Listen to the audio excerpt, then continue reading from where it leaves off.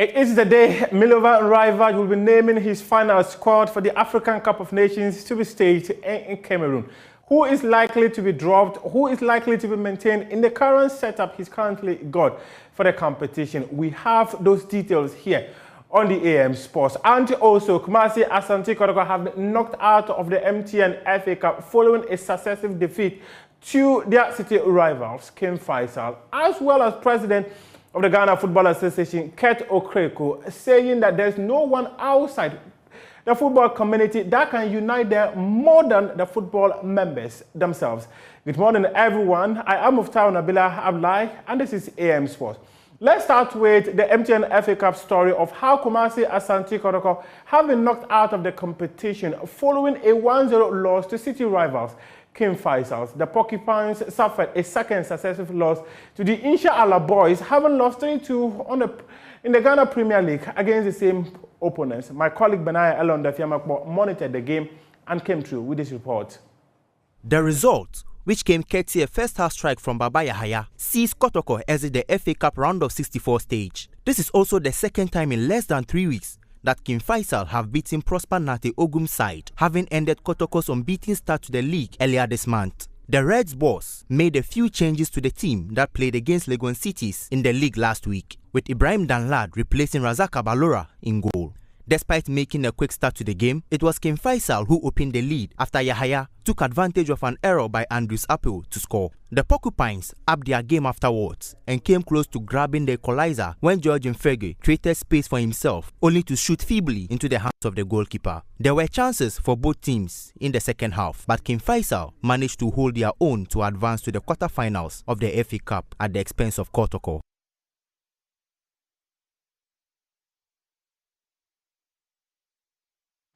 As Kotoko were engaged in MTN FA Cup tie, House of Oak were playing an outstanding league game against Brecum Chelsea, and a win in that game, courtesy of 2 goals from striker, that is Kofi Koji, meant that the Phobians have now moved to 9th place on the league table. Great drive from Anani, and it's a corner. Decent save from Richmond Ayi as well. Here is Denchi. Ball across Koji!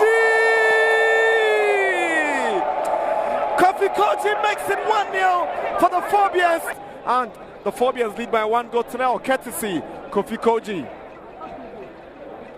Brilliant goal, first half over. Hatzabog lead. Brecum Chelsea by 1-0 has won the game, and the lead here by 1-0, but Chelsea gets us going for second half action.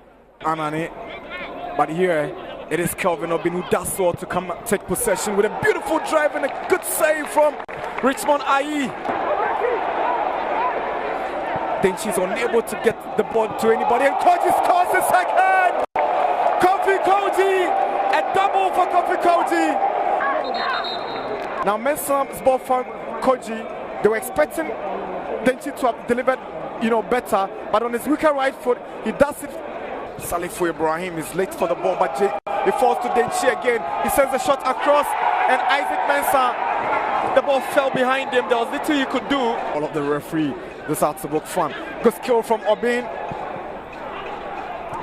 Can Chelsea pull one back? Good defending from Caleb. Ateje's delivery again, saved by goalkeeper Richmond Ayi. He blows it, and it's over. 3 points in the bag for the Phobians. 2 Kofi Koji goals have given us the win here. From Accra House of Oak and Asante Kotoko, now let's talk about the Black Stars, and one player who has become famous in recent times is Felix Afinajan. Well, Milovan Rivard, head coach of the Black Stars, extended an invite to him to be part of the senior national team for the African Cup of Nations. Well, the Chief Executive Officer of Atta Legacy, the agency that manages the player, says the Roma youngster could not be available for the senior national team because they feel that there's a design program to ensure he's not a 9-day wonder in national colors. I didn't say there's a program a bit different from the Blaster. Yeah. I think that his is the development he's going through. Okay. I think during this conversation, we've really stated that the boy was in 2019 he was playing in Tascos. In 2020, he was not playing any football, even though he has registered with Euro Africa. Because of COVID, there was no football. So you could see that his last competitive game he played was inter-schools and then to Roma. So from inter-schools to Roma, then you should know that there's a lot that this boy has to learn. There's a lot, even being a professional, he needs to learn a lot in that process. So it was at the time that he was going through the processes. Frankly speaking, if he didn't get to the first team and he was still at the Primavera level, that's the under 19, and after 1 year, 1.5 years, and then he gets to first team and Black Stars calls him, straight away we are ready. Okay, but he had just been 6 months in the Primavera and just 3 weeks in the first team. I think that he needs a little more. He needs a little more of the development process. And one important thing that I said was, we need to go through the process where the player will be ready for all of us. The benefit to Arthur Legacy, the player and the national team. We don't want a player to come in and it will be like a one day, he just come in once and that's it. Nobody will hear of him again and he goes down. But I think that if he goes through the development process, he's ready. He gets ready. He's matured. He understands the football now. He understands the professionalism. He understands it very well from Rome. So when he comes to the national team is a big platform.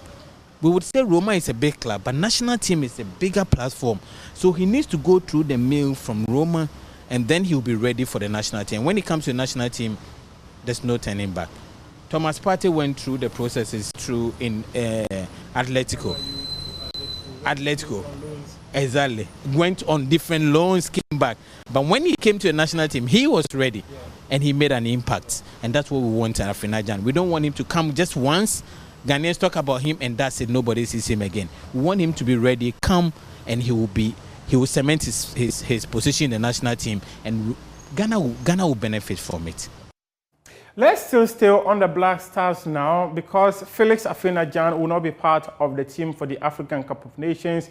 We've also been made to understand that Mohamed Kudus is yet to fully recover, and it means that he will not also be part of the team for the competition, though the GFA, as at yesterday, were yet to completely rule him out of the competition. They were still hopeful that there could be a miracle to have him recover and participate in the competition. Well, we've been made to understand that head coach of the team, Milovan Rajvat, will not name players to replace these two players in the squad currently he has in Doha for the competition. Well, we understand that the Confederation of African Football, due to COVID, have asked member associations to present at least 28 players.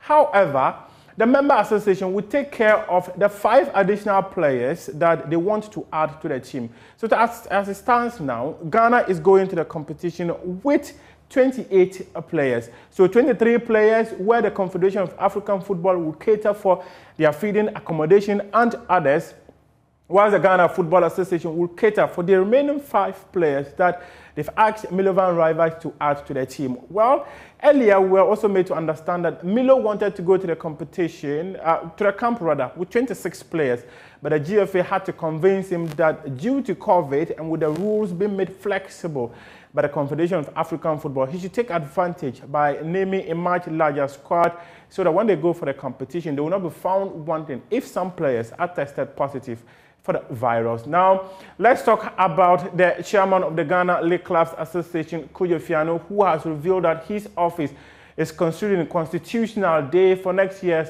President Cup, a competition played in honor of the sitting president. Speaking to Joy Sports, he said, though a definite date is yet to be fixed, January 7th is a possibility. It's on the calendar. We had the last one in 2019. Then came COVID.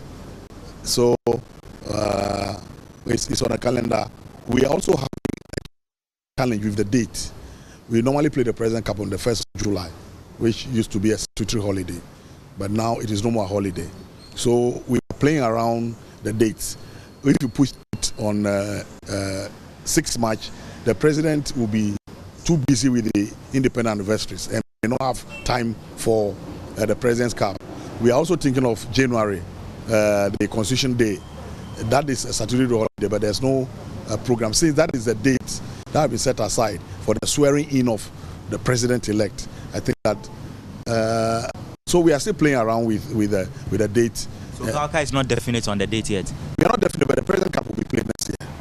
It's the other, we are not definite on the date, but it will be played next year. President of the Ghana Football Association, Kurt Okreku, has called on members of the football fraternity to be united to ensure they achieve a common goal, as no one outside the football industry can resolve their differences and manage the game better. It's for all of us. And it's our collective responsibility to push the brand to the levels that will enable corporate Ghana to have the belief in our brand and to invest in our football. Selling the Ghanaian football will take your efforts and my efforts to make it attractive not only to government but to the private sector. The time is now. The time is now for you to be responsible for the agenda to market our own game. The time is now for Wo, we say Wo, Sasu, and the rest to also stand up and sell our football. Our colleagues in the multimedia will say that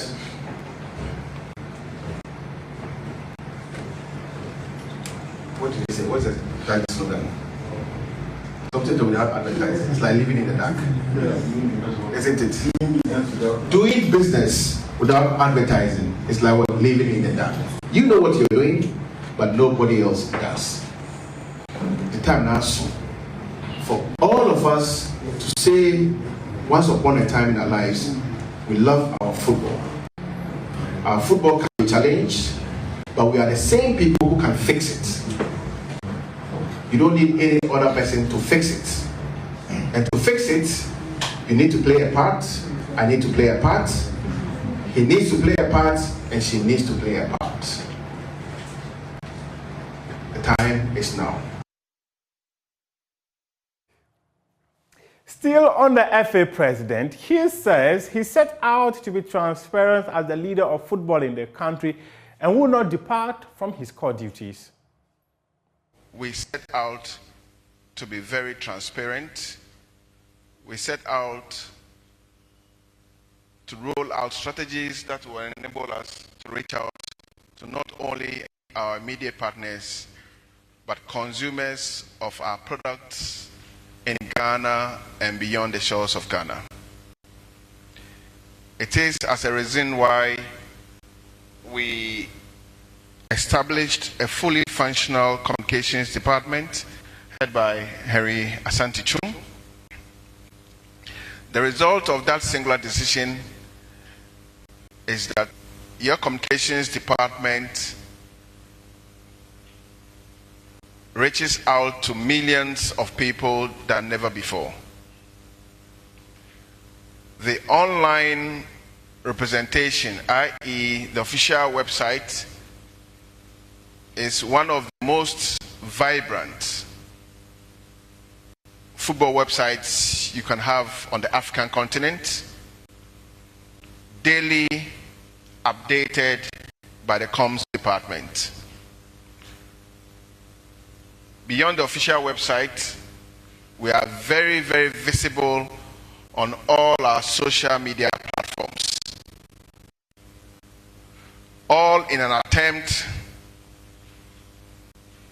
to ensure that football, or the Ghana Football Association, reaches out to everybody, whether it's 13 million plus people in Ghana or 30 million plus people beyond the shores of Ghana. Well, that is the president of the Ghana Football Association, Kurt Okreku, talking about transparency in Ghana football. However, we've been made to understand that FIFA will be investigating the leadership of the Ghana Football Association between 2011 and 2015. Sources have indicated to us that current executive committee member Randy Abbey allegedly received 100,000 Ghana cedis as a gift from Mid-Sea a company that led Glo to sponsor the Ghana Premier League. Well, a former vice president of the Ghana Football Association, Fred Papo, also received a similar amount of money. You would recall that in 2018, following the premiere of an expose into match fixing and corruption in Ghana football, Bas Anas Almaya Anas and Tiger IPI team, the former president of the Ghana FA was caught on tape. That's Kwesi Nyantakyi, was caught on tape allegedly receiving a gift of $65,000, though he says it was rather $40,000. With these kind of gifts, which led to an indefinite ban, which was later reduced to 15 years by the Court of Arbitration for Sport, FIFA has opened investigation into the leadership of the Ghana Football Association, and sources have claimed that these gifts that were given to these officials could also lead to the two of them receiving bans from FIFA. That's how we wrap up AM Sports here with me, Muftau Nabila Abla. We appreciate your company.